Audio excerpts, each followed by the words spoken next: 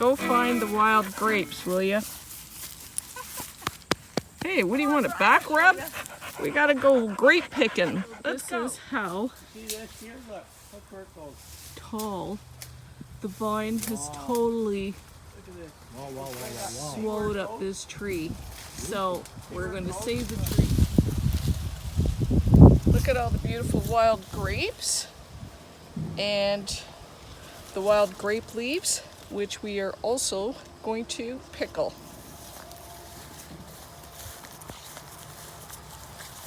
We'll add to our collection. Oh, this guy doesn't want to let go.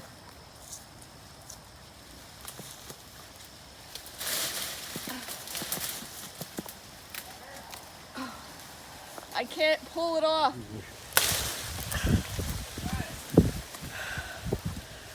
Look how beautiful. And sour. You want to see how sour it is?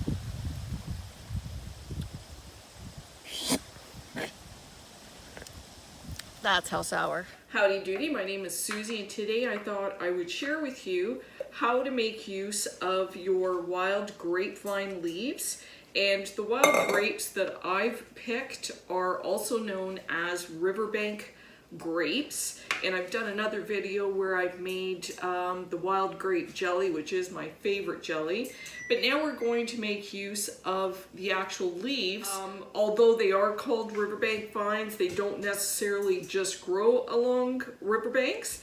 They will also grow along roadsides, fence posts, sometimes at the edge of a forest, and of course they will grow along the riverbank. Harvesting something that is safe to eat. There are a couple of other vines which are poisonous, which are can closely resemble the riverbank vine, and that is the Canadian moonseed vine and the Virginia creeper. Do your homework to make sure that you are identifying the right type of vine.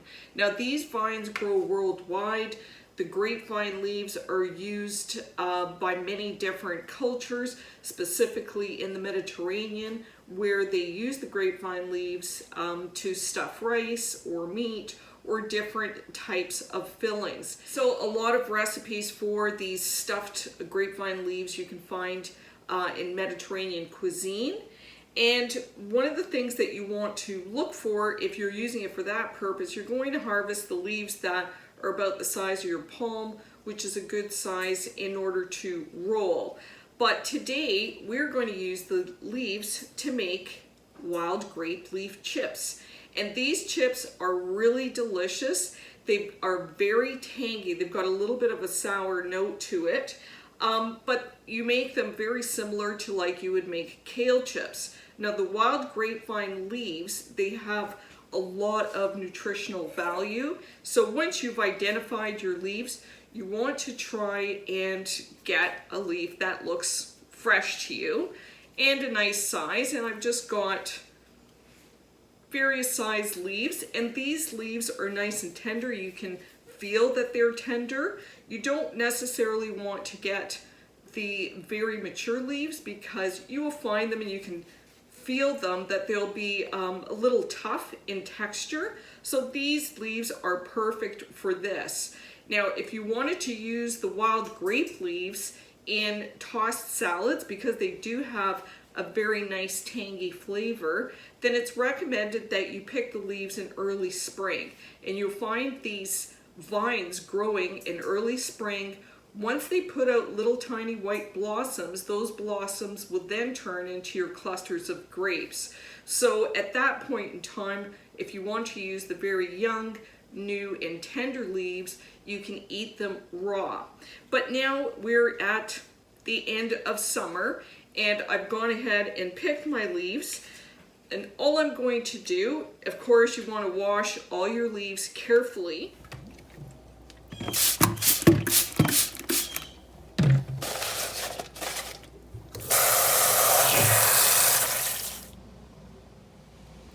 So I picked my leaves, I picked the ones that they look the nicest.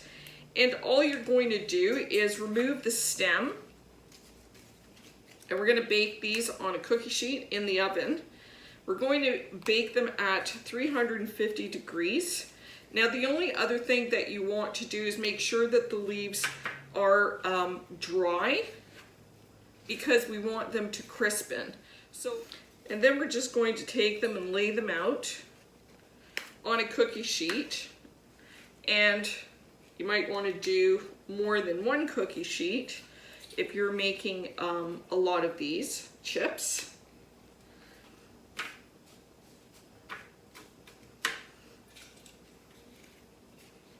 So I've got all my nice little leaves. You want to keep them on a thin layer because we want these actually to dry very quickly into chips. So I'm just going to remove the stems. So I've got a tray full of leaves.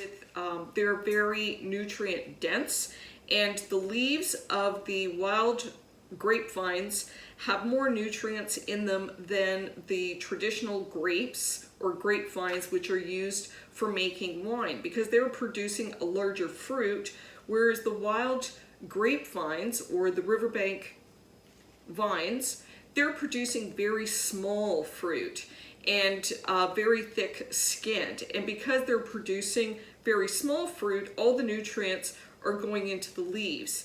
And if you look into the medicinal purposes of the grapevine leaves, look for something called red leaf extract. Riverbank vines, they are also a deciduous vine, so in the fall they are going to turn a bright red.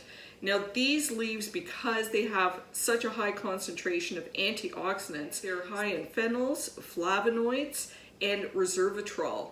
And these are very good in aiding any issues that you may have with vascular function or blood circulation that leads to varicose veins. And they use the red leaf and turn it into an extract and use it in holistic medicinal practices. So that's a very interesting trait about these leaves, and maybe at a later time I'll be able to harvest some red leaves and find out how to make a tincture. But if you have any of those issues, this is something that's very interesting that maybe you want to follow up with your health food store and just look into the red leaf extract.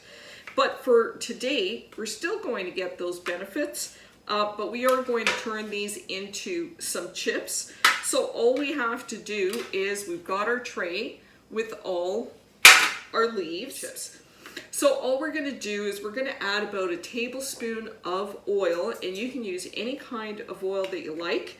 I'm actually going to use, I'm going to use half with olive oil.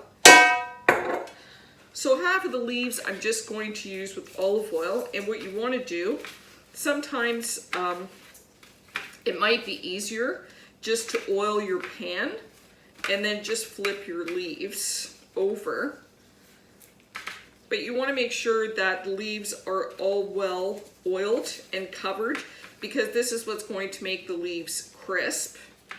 And we're going to be able to flavor these in two ways. You can flavor them with the kind of oil that you're using. So on half of these I'm going to use olive oil. And then on the other half I'm going to use toasted sesame seed oil. So I'm going to get two versions. The other half I'm going to use some toasted sesame seed oil, and that's going to give it a really nice nutty flavor. Now remember, these leaves, once they're toasted, they're going to have a sour taste to them. So I'm going to show you what you do once you toast these. So we're only going to toast these in the oven for no more than 6 minutes, and you might have to, you definitely have to keep an eye on these because they will toast very quickly. You're only going to need about 3 to 4 minutes per side for the larger leaves. For the smaller leaves, you don't have to turn them over, but the goal is to get them really nice and crisp. So you want to make sure that you have them layered but spaced out so that they can really crispen up. And you can see I've got half with my toasted sesame seed oil, I've got the other half with olive oil, and now I'm going to put them in the oven. And I'm going to keep an eye on it because in 3 minutes, they should be toasted on one side. I'll be able to tell how much longer I put them in. So we preheated our oven at 350. Here are nice shiny leaves. That's the toasted sesame seed, and then we've got the olive oil. And we're gonna put the timer for 3 minutes. So it's been 3 minutes, and you can see the color has definitely changed. You can see why you cannot leave them for any more than 3 minutes or even take your eyes off them. They're actually crunchy already. And if you find that the leaves, some of the leaves are a bit soft, turn them over. I think the larger ones are going to be a bit soft, but these are so small, they're actually nice and crisp. So I'm just going to leave those for 1 more minute, and that'll be a total of 4 minutes. Chips are nice and crispy and crunchy. At this point, you're going to want to add a little bit of salt. You can add pepper.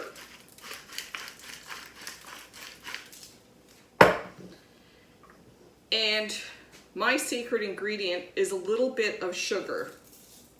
Now these leaves, they taste good, and you just want the tiniest bit of sugar, and the reason is that the leaves are quite sour, so the sour and the salt can be a little bit overwhelming, and I just find that the tiniest sprinkle of sugar just kind of takes that sharpness away and makes it a very nice sweet and sour taste. So let's taste one.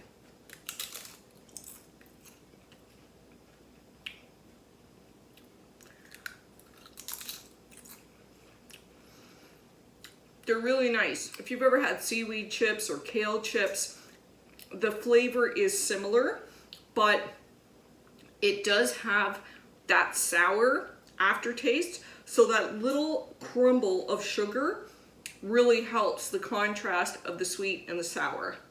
This is the one that I use, the toasted sesame seed oil. It gives it a little hint of that nutty flavor. But whether you use the sesame seed oil or just the olive oil, so this makes for a very unusual treat, but a nutritious one and a new interesting way to use your grapevine leaves. So if you try this and you like it, I hope you share it. If you enjoyed the video, I hope you give me a like. And if you'd like to see more content, I hope you subscribe. Until next time, crispy grapevine chips.